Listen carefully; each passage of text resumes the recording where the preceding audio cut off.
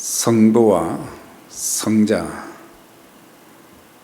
성령 삼위일체 하나님은 영원히 공존하시고 또 영원히 동등하십니다. 그러므로 성령님은 하나님이십니다. 구약에 성령께서 임재하셔서 사람들을 통해서 일하실 때에 보면은 하나님의 영이라고 그렇게 계속 기록되어 있는 것을 보게 돼요. 그래서 성령님은 하나님의 영이시고 하나님이시라고 하는 것입니다. 성령님은 천지 창조 때도 역사하셔서 창조가 이루어지도록 일하셨고, 구약시대의 하나님의 사람들을 통해서 그들에게 임하셔서 지혜와 총명을 주시고 능력을 주셔서 저들에게 주신 그 귀한 사명을 잘 감당케 하셨음을 보게 됩니다. 특별히 요셉과 모세, 여호수아, 첫 사사였던 온니엘, 삼손, 다니엘, 이런 사람들에게 임재하여 일하셨던 것을 보게 되고, 또한 우리가 마음에 모신 성령님은 계시의 영으로서 구약시대 때는 모든 하나님의 선지자들에게 역사하셔서 하나님의 말씀을 전하게 하셨습니다. 다윗, 이사야, 예레미야, 에스겔, 또한 스가랴, 호세아, 그 외에 여러 선지자들을 통해서 계시의 말씀을 주셔서 하나님의 뜻을 바로 알게 하시고, 또 하나님께서 무엇을 원하고 계신지 그것을 전해주는 그런 도구로 쓰임 받은 것을 보게 됩니다. 이제 구약의 시대에 역사하셨던 그런 성령께서 신약 시대에도 이제 예수 그리스도의 그 사적인 삶, 그러니까 예수 그리스도의 탄생, 그 이후부터 예수님께서 이제 부활하고 승천, 죽기 이전까지 공생의 기간 동안 일하신 것을 알 수가 있습니다. 그래서 성령으로 말미암아 잉태되셨고, 또 공생의 사역을 시작하기 전에 요단강에서 침례 요한에게 침례를 받으실 때에 그때 하늘이 열리고 하나님의 음성이 들리고, 그리고 하나님의 성령이 비둘기같이 예수님께 임하시는 그 광경을 직접 눈으로 보신 것을 알게 됩니다. 이제 공생의 사역을 시작하시면서 예수님께서는 기도를 통해서 성령의 충만함을 받고 사역하신 것을 보게 돼요. 이것을 통해서 우리가 알 수 있는 것은 하나님의 일은 우리 모두가 성령의 충만함과 능력을 받아야 우리가 하나님의 사역도 잘 감당할 수 있고, 또 이 험한 세상에서도 마귀의 세력을 물리치고 하나님께서 우리에게 부여하신 그 귀한 복음의 사명도 감당할 수 있게 되는데, 예수님께서는 성령의 충만함을 입어 요단강에서 돌아오사 광야에서 마귀의 시험을 받으셨지만 시험 들지 않으시고 말씀으로 또한 그 사단을 물리치신 것을 볼 수 있습니다. 또한 예수님께서는 성령의 능력으로 갈릴리의 여러 회당에 가셔서 말씀을 전하셨다. 그래서 어디에든지 주님이 가실 때마다 성령 충만함으로 귀신을 쫓아내고 병든 자들을 고치시고, 또한 구원과 생명의 말씀을 담대하게 선포하셨던 것을 보게 됩니다. 베드로 사도도 그의 설교에서 사도행전 10장 38절에 보면은 하나님께서 나사렛 예수에게 성령의 능력을 기름 붓듯 하셨음에 그가 두루 다니시며 선한 일을 행하시고 마귀에게 눌린 모든 사람들을 다 고치셨다. 참 그 시대나 오늘의 시대나 사단의 역사가 얼마나 심하고 얼마나 많은 사람들이 사단의 지배를 받아서 사단의 미혹을 받아서 사단의 공격을 받아서 여러 가지 면으로 잘못되어지고 인생이 참 파괴되어지는 그런 것들을 많이 볼 수 있게 되는데, 예수께서 성령의 능력을 기름부터 하나님께로부터 받으셨다. 그래서 선한 일은 착한 일이라기보다는 하나님의 일을 하나님께서 주님에게 맡기신 하나님의 뜻을 이루는 구원의 복음, 생명의 복음을 전하는 일에 이렇게 사용하신 것을 알 수가 있습니다. 요한복음 14장에도 보면 예수님께서 공생의 사역을 마치시고 이제 십자가를 지시기 전에 거기에서 요한복음 14장과 16장에 보면은 성령이, 내가 가면 성령이 오실 것이다, 그 말씀을 하시면서 제자들에게 이렇게 말씀하셨어요. 내가 아버지께 구하겠으니 그가 또 다른 보혜사를 너희에게 주사 영원토록 너희와 함께 있게 하시리니 그랬어요. 이제 예수님은 십자가에 못 박혀 죽으시고 부활 승천하실 것인데, 이 땅에 있는 하나님의 백성들, 이 땅에 있는 그 수많은 영혼들을 구원하는 그 귀한 사역에 이제 다른 보혜사를 보내주셔서 그 귀한 일을 이루게 하신다 그랬어요. 사실 예수님께서 왜 다른 보혜사라고 했느냐면, 예수님 자신도 이 땅에서의 공생의 사역을 하시면서 보혜사의 사역을 감당하셨어요. 그래서 자신이 보혜사이기 때문에 이제 다른 보혜사를 너희에게 주사 너희로 하여금 영원토록 함께 있게 하려 하심이니라. 그러니까 구약에서의 이 성령님의 역사는 필요할 때만 이제 성령님이 일하신 것을 보게 됩니다. 그런데 신약에 와서 이제 사도행전 2장 이후로부터 시작해서 성령의 이 강림, 성령의 강림 이후로부터는 성령께서 우리 마음 중심에 예수 그리스도를 구세주와 주님으로 영접할 때 우리 마음에 임하여 주시고 우리 마음에 성전 삼고 계시고 그리고 영원히 떠나지 아니하시는 것입니다.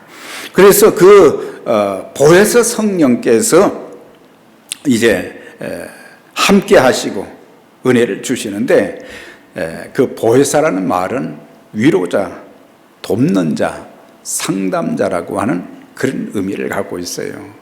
사실 험한 세상 살면서 우리는 사람들에게 말할 수 없는 많은 고통과 아픔, 참 절망적인 그런 상황, 때로는 목숨까지 스스로 자해하고 끊으려고 하는 그런 상황 가운데 있던 사람들이 성내 안에 계신 그 성령님께 이제 자신의 모든 것을 의탁하고 기도할 때 성령께서 우리와 함께 하시되 또한 은혜를 주시고 감동을 주시고 또 도와주셔서 그 위기를 넘기게 만드시고, 그래서 참 하나님께서 주신 생명을 고귀하게 여기면서 하나님의 자녀로서 동행하는 그런 삶을 살게 되는 것입니다. 또한 예수님께서는 승천하시기 직전에 감람산에 모인 500의 형제들 그들에게 분부하여 이르시되 너희는 예루살렘을 떠나지 말고 아버지의 약속하신 것을 기다리라. 이제 주님은 승천하시면 하나님 보좌 우편에 앉으시게 되는데, 이제 하나님께서 나를 대신해서 보내주실 성령을 기다리라. 그러니까 여기서 아버지의 약속하신 것은 하나님께서 요엘 선지자를 통해서 약속하신 것이기도 하고, 또한 그리스도께서 친히 보혜사 성령님에 대해서 이제 내가 가면 보혜사가 오게 될 것이다, 내가 가지 않으면 보혜사가 오지 않는다, 그렇게 말씀하신 것을 볼 수가 있어요. 요한은 물로 침례를 베풀었으나 너희는 몇 날이 못되어 성령으로 침례를 받으리라. 여기서 예수 그리스도를 영접하는 것을 침례다, 또 인을 쳤다, 그런 의미로, 또 우리는 구원이라는 단어도 쓰게 되지만 다양한 언어로 사용이 되어졌는데 우리는 종종 혼동할 때가 참 많지요. 그래서 성령께서 침례를 주었다, 이것은 성령께서 인을 쳐 주셨다고 하는 것입니다. 너는 이제 하나님의 자녀가 되었다. 너는 이제 죄사함과 구원을 받고 영생의 복을 누리게 될 것이다 라고 하는 것을 성령께서 보증하여 주셨다고 하는 거예요. 네.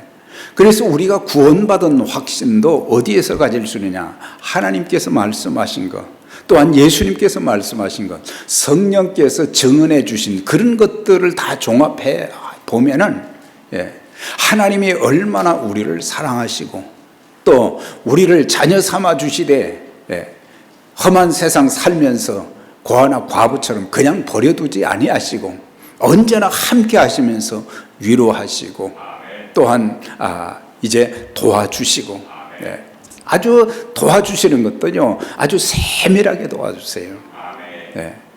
그리고 다른 사람들에게 말할 수 없는 것을 성령님께 상담하면 성령님 이때 어떻게 해야 되겠습니까? 그러면 성령께서 우리에게 또 감동을 시켜주시고 또 이제 그 말씀을 깨닫게 하시는 지혜를 주시고 거기서 다시 용기를 얻고 일어날 수 있도록 만들어 주시게 되는 것입니다. 그래서 성령님은 오순절날에 사도행전 2장 오늘 본문에 보면 약속의 말씀을 붙잡고 기도하는 120문도에게 임하셨고, 우리가 하나님의 자녀인 것을 성령께서 이제 보증해 주시고, 또한 성령의 강림으로만 끝난 것이 아니라 우리는 성령 충만함을 통해서 은사와 능력을 주셔서 복음의 사역에 헌신하게 만들어 주시는 거예요. 그래서 우리는 이제 성령 강림, 우리 찬송가에 보면 성령 강림하옵소서, 예수를 믿는 자들에게는 성령님이 이미 오신 것이기 때문에, 내 마음에 모신 것이기 때문에 우리가 기도할 때 성령 강림을 위해서가 아니라 내 안에 계신 성령님 나를 충만하게 하셔서 내 마음을 지배하시고 내 생각과 입술과 내 삶 전체를 지배하여 주셔서 하나님의 사람답게 제가 살게 하시고, 하나님께서 맡겨주신 그 일이 너무 벅차고 힘들고 나는 감당할 수 없지만 능력 주셔서 그 일을 잘 감당할 수 있게 해주세요. 그러면 성령께서, 이 성령이 사실은 권능으로 나타나잖아요. 오직 성령이 너희에게 임하시면 너희가 권능을 받고, 이건 다이너마이트에 폭발력이 있다는 거죠. 그래서 오늘 우리가 기도할 때마다 다른 것보다 하나님 성령님을 늘 높이고, 그 다음에 성령의 충만함을 더하여 주시고, 성령을 귀하게 여길 수 있게 해 주시고, 성령의 그 폭발적인 능력을 더해 주셔서 세상에 죄악된 것에 내가 잠식되지 않게 해 주시고, 실족되지 않게 해 주시고, 넘어지지 않게 해 주시고, 잘못되지 않게 해 주시고,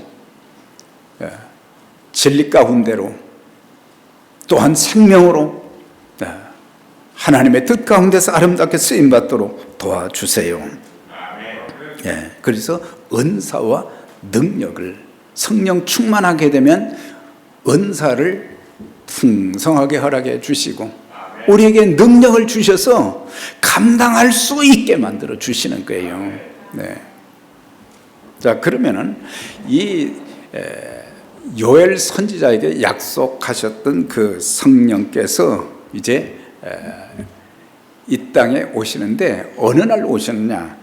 오순절에 오셨다 그랬어요. 오순절.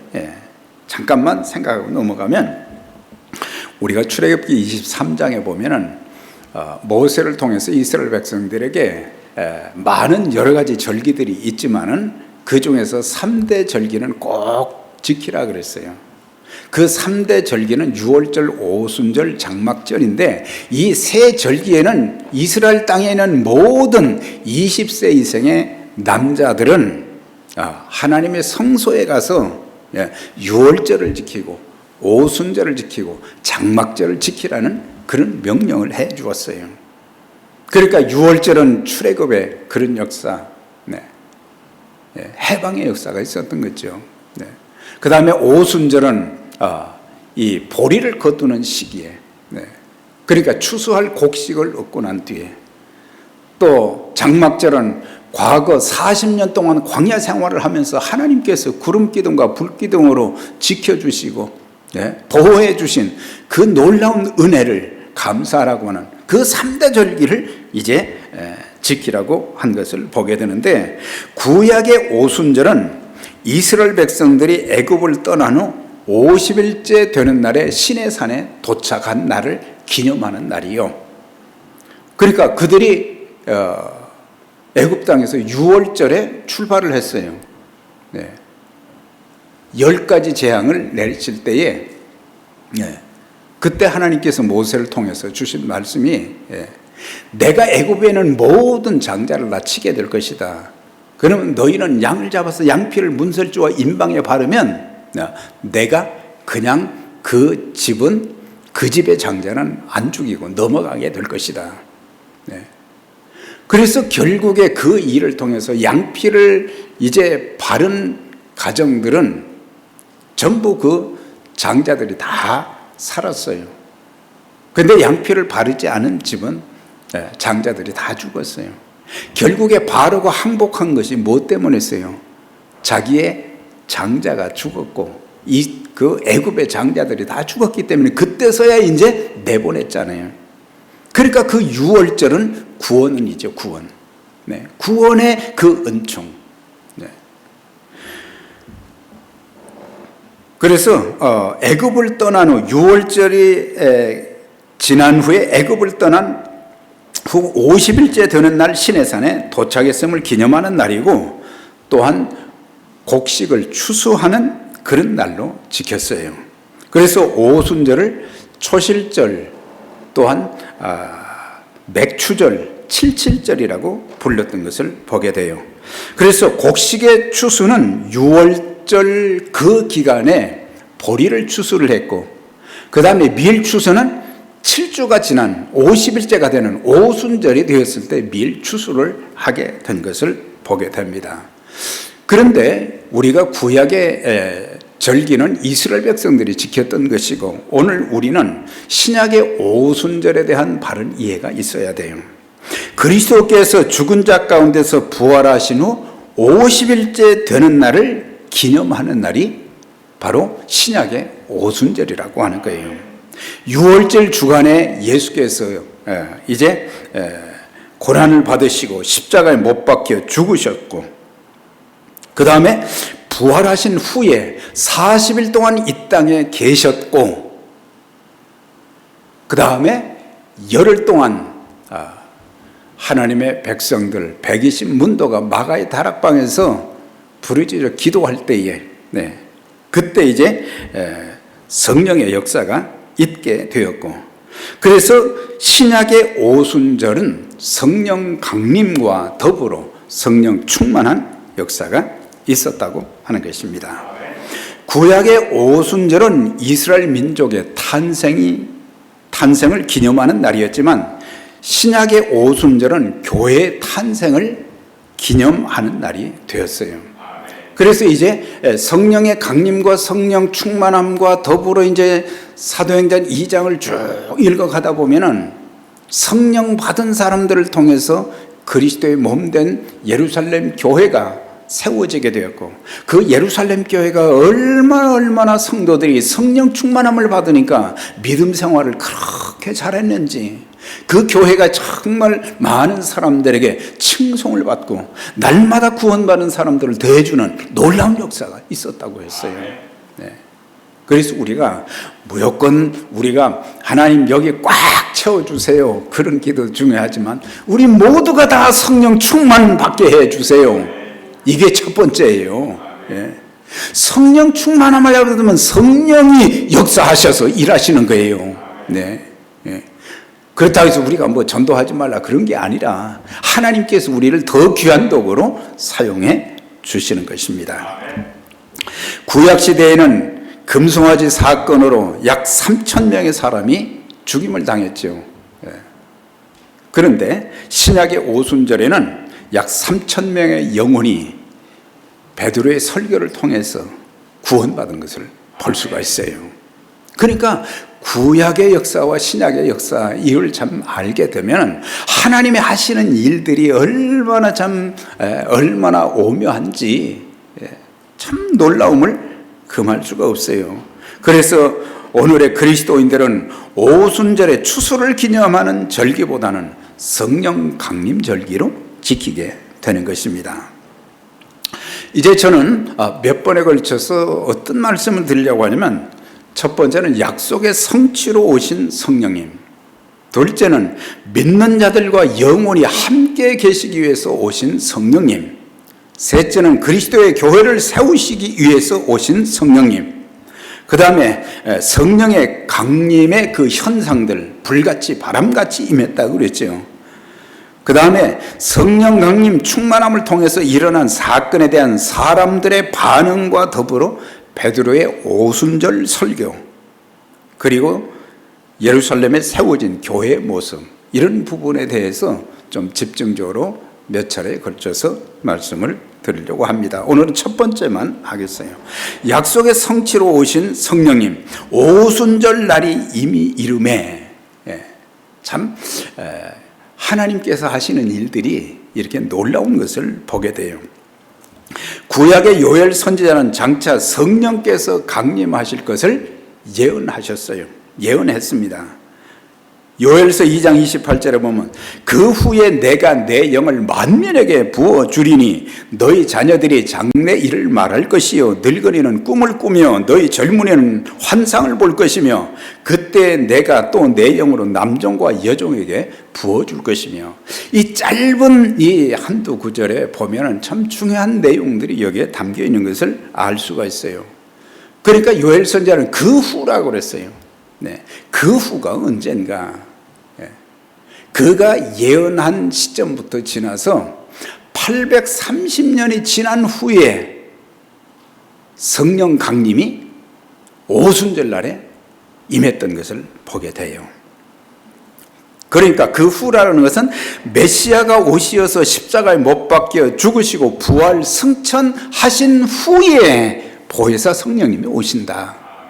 그게 사도행전 1장에 우리 주님께서 이제 감람산에서 부활 승천하신 후에 열흘 동안 120문도와 기도할 때에 오순절 날에 성령의 강림이 임해졌고 성령의 충만함을 얻고, 그때부터 성령께서 주도적으로 하나님의 사역에 이제 일하신 것을 볼 수가 있어요.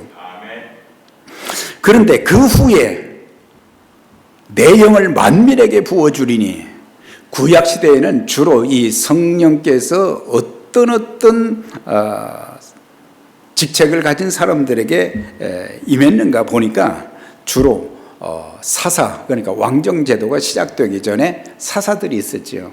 사사, 온델 첫 번째 사사였던, 그리고 왕, 선지자, 그리고 특별한 재능을 가진 자들에게 임하신 것을 보게 됩니다. 예를 들면 창세기 41장 38절에 보면 요셉의 경우에, 요셉이 이제 애굽의 노예로 잡혀갔지만 또 보디발 집에서 가정 총무로 승진을 했다가 그 부인에게 누명을 쓰고 결국에 감옥에 갇혔어요. 그런데 이 감옥에 갇혀있던 어느 날 바로가 그를 불렀어요. 내가 이러이러한 꿈을 꿨는데 도대체 이게 무슨 꿈인지 모르겠다. 그러니까 그가 이 꿈을 하나님께서 알게 해 주실 것입니다. 그러면서 7년 풍년, 7년 흉년에 대한 것을 쭉 설명을 해 주니까 이 바로가 뭐라고 얘기합니까? 바로가 신하들에게 이같이 하나님의 신에 감동된 자를 우리가 어찌 얻을 수 있으리요? 감옥에서 인생 끝날 줄 알았는데, 네. 이렇게 하나님의 신이 충만한 자를 내가 어디서 얻을 수 있겠는가? 하나님의 신은 바로 성경에 보면은 하나님의 영 성령님을 말씀하고 있는 것을 보게 돼요. 그래서 성령께서 지혜와 총명을 주셨다는 거예요. 네. 요셉에게도 총명을 주셨고 다니엘에게도 총명을 주셨고, 네. 하나님의 성령께서는 지혜와 총명과 능력을 주시는 분이에요. 그래서 매일 우리가 지혜가 없어서 늘 우리는 실패할 때가 참 많잖아요. 총명이 없어서 깨닫지 못할 때가 참 많잖아요. 다른 사람들은 다 깨닫는데 그 사람은 그렇게 알려줘도 깨닫지를 못하는 것은 성령의 감동함이 있게 되면은 다 깨우침을 받게 되고, 또한 하나님께서 주시는 그 지혜의 말씀을 붙잡고 순종하게 되는 것입니다. 저와 여러분 모두가 어디에 가서든지 이렇게 하나님의 신으로 충만한 사람을 내가 어디서 얻을 수 있겠는가? 네. 그런 칭송받는 하나님의 사람들이 다 되시기를 바랍니다. 어디 가서도 참 하나님의 교회 리더십들이 이렇게 성령 충만해서 하나님의 뜻을 따라서 참 이렇게 순종하게 될 때에 그들을 통해서 하나님께서 귀한 일을 또 이루어 주시는 거예요. 그래서 교회 리더가 되고자 하는 사람들은 직책보다 더 중요한 것은 하나님 지혜와 총명을 주시고 성령의 능력을 주세요. 네, 그게 필요한 거예요. 또 출애굽기 31장에 보면은 모세에게 하나님께서 이 성막 투시도를 주셨어요. 그런데 그 성막 기구를 만드는 사람들을 그냥 아무 기술자나 부른 것이 아니에요. 네. 우리는 무조건 기술이 좋은 사람만 선호할 때가 많은데, 그리스도를 믿는 하나님의 사람들은 성령께서 주시는 지혜와 총명을 받아서 일을 하게 될 때에 그 일을 효과적으로 더 잘할 수 있다고 하는 거예요.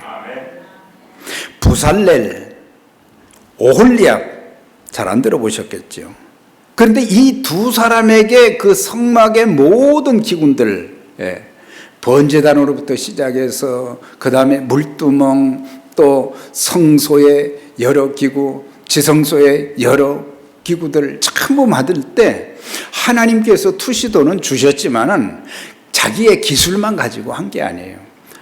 하나님께서 주시는 지혜와 총명을 가지고 그것을 만든 거예요. 이렇게 나왔어요. 하나님의 신을 그에게 충만하게 하며 지혜와 총명, 지식, 여러 가지 재주로 성막의 기구를 만들었다 그랬어요.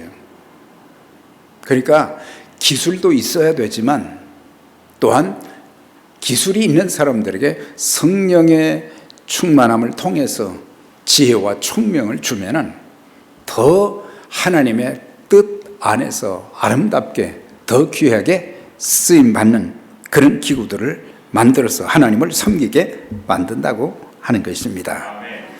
그래서 우리는 세상 일뿐만 아니라 하나님의 일도 성령 충만함을 받아야 제대로 감당할 수 있는 거예요. 네. 성령 충만받지 않은 사람들이 일을 하게 되면 자꾸 복잡한 문제가 자꾸 생기고 꼬이게 되는 거예요. 서로에게 자꾸 상처만 주는 거예요. 우리가 하나님의 교회의 모든 일을 할 때는 우리 모두가 성령 충만하게 되면 기쁨으로 서로 협력하게 되고 상처 주지 않고 서로 싸매주면서 그 모든 일을 아주 지혜롭게 잘 감당하는 것입니다. 그렇게 할 때 하나님의 역사, 하나님의 영광이 나타나게 되는 것입니다. 그러면서 자녀들은 예언할 것이요 젊은이들은 환상을 보며 늙은이들은 꿈을 꾸게 될 것이다. 종종 이것을 어떤 그 해석자들은 좀 너무 신비하게 이렇게 말하는 사람들이 있어요. 그래서 이 신약의 시대, 신구약 성경이 완성된 이후에 지금의 시대는 66권 성경이 완성된 시대이기 때문에, 그러니까는 창세기나 이 또 출애굽기 선지서 이 보면은 꿈에 대한 것, 환상에 대한 것 많이 나타나요. 물론 지금도 꿈과 환상을 통해서 하시지만은 우리는 기록된 말씀을 중심으로 해서 모든 것들을 풀어나가야지, 나에게 꿈을 보여주시옵소서, 나에게 환상을 보여주, 그러지 마시고 자칫 잘못하다가 신비주의자가 되어버려요. 그러니까 여기서 예언, 예언하면 사람들은 전부 다 장래에 되어질 일들에만 초점을 두고 있어요. 또 꿈과 환상도 아주 참 이상하게 성경과는 상관이 없는, 그것이 하나님이 주신 꿈이 아닌데도 불구하고 그걸 신앙처럼 받아들이게 되면은 문제가 될 수가 많은 거예요. 네. 그래서 우리가 여기서 예언, 환상, 꿈, 이것은 성령께서 주시는 것들이라고 그러는데, 성령, 이것은 무엇을 예언, 환상, 꿈을 신비적으로 해석하지 말고 성령 받은 자들은 이제 어떻게 살 것인가를 알게 된다고 하는 거예요. 젊은이들이, 청소년들이 요즘 보통 문제가 아니잖아요. 사람을 그렇게 죽여놓고도 나는 무죄다. 청소년들의 문제가 심각한 그런 시대고, 또한 여기 보면은 젊은이들은 환상을 보며, 조금 나이가 더 든 사람들이죠. 환상이라는 것은 인생의 목표가 없다고 하는 거예요. 노인들도 꿈을 꾸리라. 꿈은 뭡니까? 인생의 참 목적을 알고, 그리고 내가 어떻게 내 인생을 살아가게 될 것인가를 성령님을 통해서 알게 된다는 그런 의미요. 두 번째 더 중요한 의미는 뭐냐? 여기서 예언, 또 환상, 꿈, 이것은 복음을 의미하는 거예요. 성령이 임하시면 너희가 권능을 받고 예루살렘과 유다와 사마리아와 땅끝까지 이르러 내 증인이 될 것이다. 그러니까는 환상이 뭐냐? 복음의 환상. 수많은 영혼들이 구원받는 그런 그 에스겔 골짜기에 무수한 그 뼈들이 말이죠, 사람으로 바꾸어지는 그런 역사. 복음이 다 전해지지 못한, 교회가 제대로 없는 미전도 종족이 아직도 7,500개나 된다고 그러잖아요. 참 그리스도인들이 해야 될 일이 많은데, 그런 사람들이 복음을 통해서 이제 하나님의 사람들이 전하는 복음을 통해서 그들이 하나님께로 막 돌아오는 그런 모습. 그래서 우리는 복음이라는 대전제 하에서 성령 충만을 받아야 복음도 전할 수 있는 것이고, 복음의 역사도 나타나게 되는 것이고, 그러면서 내 영으로 남종과 여종에게 부어주리니, 이것은 성령 받는 것은 빈부귀천에 상관없이 믿는 자들 모두에게 다 부어주시겠다는 거예요. 그러니까 빈부귀천을 막론하고 남녀노소를 막론하고 심지어 종들까지도, 사람 취급을 받지 못한 종들에게도 누구든지 예수 그리스도의 복음을 듣고 또한 예수님을 영접하게 되면은 모두가 다 성령 받고 구원받게 된다. 그걸 말씀해 주고 있는 거예요.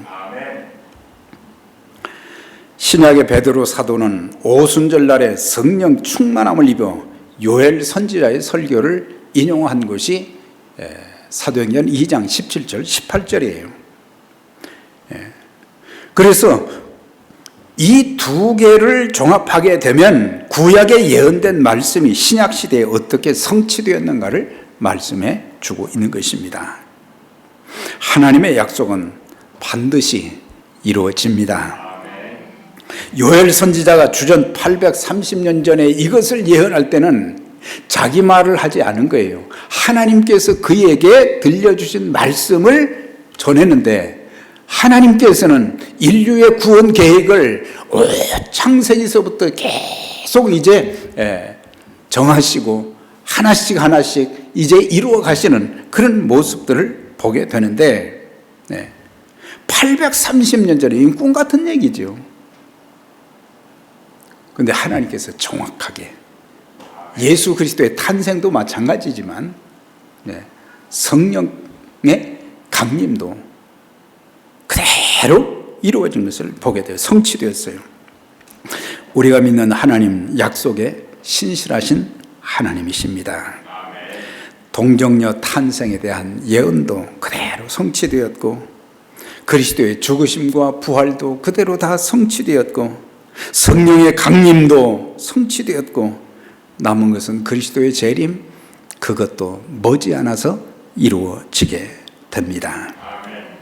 그래서 베드로는 말이죠, 요엘 선지자는 그 후라고 했는데 베드로 사도는 말세라는 단어를 썼어요. 말세에 그랬어요. 여기서 말세는 뭘 가리키느냐? 베드로 사도가 표현한 말세는 이제 장차올 미래가 아닌 그리스도께서 오심으로 말미암아 그때부터 시작, 그리스도의 초림과 재림까지의 그 기간을 말세로 지칭을 한 거예요. 그러니까 그 긴 기간이지만은 이제 그리스도의 초림 이후에 지금 2000년이 지나온 거예요. 그러니까 지금은 이제 점점점 우리 주님께서 오실 날이 가까워 임박했다고 하는 거예요. 그러니까는 그리스도의 재림이 임박해 오고 있는 이런 시대에 우리가 어떻게 살아야 될 것인가? 여러분, 우리 주님 머지않아 다시 이 땅에 오실 것을 확실히 믿으십니까?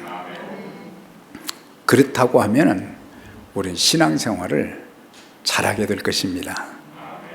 우리 주님 다시 오실 때에 어떤 모습이 되어야 되는가? 마태복음 24장 42절에 보면, 그러므로 깨어있으라. 어느 날에 너희 주가 임할는지 알지 못함이라. 노아의 때와 같이 인자의 임함도 그러하리라. 이거는 어느 날에 올지 모른단 말이죠. 계시록 16장 15절에 보면, 보라 내가 도둑같이 오리니 누구든지 깨어있으라. 그날에 내 옷을, 몸의 옷을 지켜서 벌거벗은 몸으로 주님 앞에 서지 않도록 옷을 지키고, 그 다음에 그날에 수치와 부끄러움을 당하지 않도록 하라. 이것은 그냥 입는 옷을 말하는 것이 아니라 우리의 믿음의 옷을 입어라 이 말이에요. 세마포 옷을 입어라 이거예요. 우리 모두가 이제 주님이 언제 다시 오실는지 우리는 알 수 없지만 늘 깨어서 지혜로운 다섯 처녀처럼 등과 기름을 준비해서 사도 요한이 계시록을 마치면서 아멘 주 예수여 어서 오시옵소서, 이런 기도를 드릴 수 있어야 되고, 이것을 알면 신앙생활을 제대로 하게 될 것입니다. 형편없는 삶을 살지 않을 것입니다. 직분의 사명, 복음의 사명을 잘 감당하며 살 것입니다. 이런 이제 내용을 만민에게 부어주리니 누구든지 예수를 구주와 주님으로 믿는 자들에게 다 성령을 주신다, 그렇게 말씀해 주셨어요. 이제 정리하면서 그 많은 사람들 중에 누구든지 그 범주 안에 있는 많은 사람들이 있는데 내가 거기에 포함되어 있다는 것은 참 감격할 일이고 얼마나 감동이 되는지 몰라요. 다른 사람들은 다 구원받았는데 나만 구원받지 못했다고 하면 얼마나 불행한 일입니까? 내가 여기에 포함되어 있다는 것이 큰 은혜와 축복인 것입니다. 과거에 우리는 예수님이 누군지도 몰랐어요. 네. 예전에 우리는 종교 생활에만 심취했어요. 그런데 예수 그리스도의 이 생명의 복음을 먼저 믿은 사람들을 통해서 우리가 전수받게 되었고, 예수를 믿고 나니까 내가 죄사함 받을 길이 없었는데, 내가 구원받을 수 있는 길이 없었는데, 내가 주님과 동행할 수 있는 그런 것에 대해서 생각지도 해보지 않고 하나님께서 성령님을 통해서 참 많은 은총과 복을 주신다는 것을 나중에서야 깨닫고 나서 내가 거기에 포함되어 있다는 것이 얼마나 큰 축복인가.